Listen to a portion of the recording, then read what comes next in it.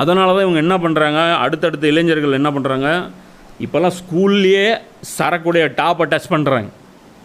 Quarter இதெல்லாம் முடித்து அதில் போட்டி போட்டு மச்சான் ஆஃப் அடிச்சுட்டு அவன் கில்லி மாதிரி நிற்பான்டா அப்படின்னு சொல்லிவிட்டு அந்த மாதிரிலாம் போய் 12th படிக்கிறவங்களாம் இன்றைக்கி வந்து ஒரு ஆஃபு அது தாண்டி லெவலுக்கெலாம் போயிட்டாங்க. அடுத்து சில பேர் என்ன பண்ணுறாங்க, மெத்தபோட்டமைன் அடுத்து போயிடுறாங்க. தமிழ்நாட்டில் எவ்வளோ புழங்குது தெரியுமா? நம்ம இதில் வந்து முஸ்லீம்கள் வந்து பின்தங்கிடக்கூடாது இல்லை, அதனால் ஒரு முஸ்லீமும் ஒருத்தரும் ஒரு 2000 எவ்வளோ ஒரு கிலோ இங்கே விற்று சாதிக் பாட்சா இந்த ஒரு லாயர்ஸ் கப் விஜய் இந்த அப்துல் பாசித் புகாரி கூட சேர்ந்து ஒரு ஹோட்டல் ஓப்பன் பண்ணார், அமீர் கூட சேர்ந்து பயங்கரமாக சென்சேஷன் ஆச்சு இல்லையா? முஸ்லீம்கள் லட்சணம் பேர். அப்போ இஸ்லாத்துக்கு கெட்ட பேர் வராமல் என்ன பண்ணுவோம்? ஊரில் காரி துப்பாமல் என்ன பண்ணுவான்? பிஜேபிக்காரங்க விடு, வேறு என்னத்துக்கு போய் சொல்லணும்? இவனுங்க போதும், இந்த மாதிரி ஒரு சைத்தான் போதும். பிஜேபி ஐடி விங்கில் செய்கிற 1000 பேர் இஸ்லாத்துக்கு எதிராக இவங்க பண்ணுற ப்ராபகண்டாவுக்கு இது இந்த மாதிரி ஒரு இபிலிஸ் போதும். புரியுதா? பேர் என்ன? சாதிக் பாட்சா. அதில் அதான் சாதிக்னா யார்? உண்மையாளர்னு அர்த்தம். சரியா?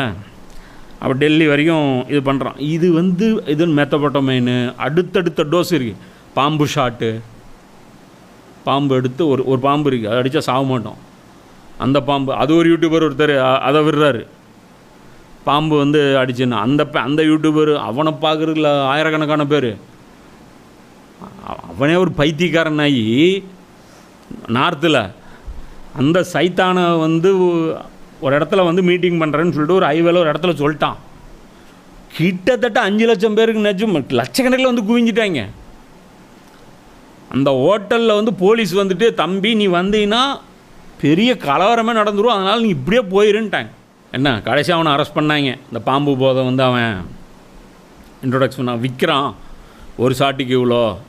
வெளிநாட்டில் குட்டி பாம்பு எல்லாம் மாதிரி இருக்கும், இந்த படத்தெல்லாம் காட்டுவாங்க சில படங்களில்.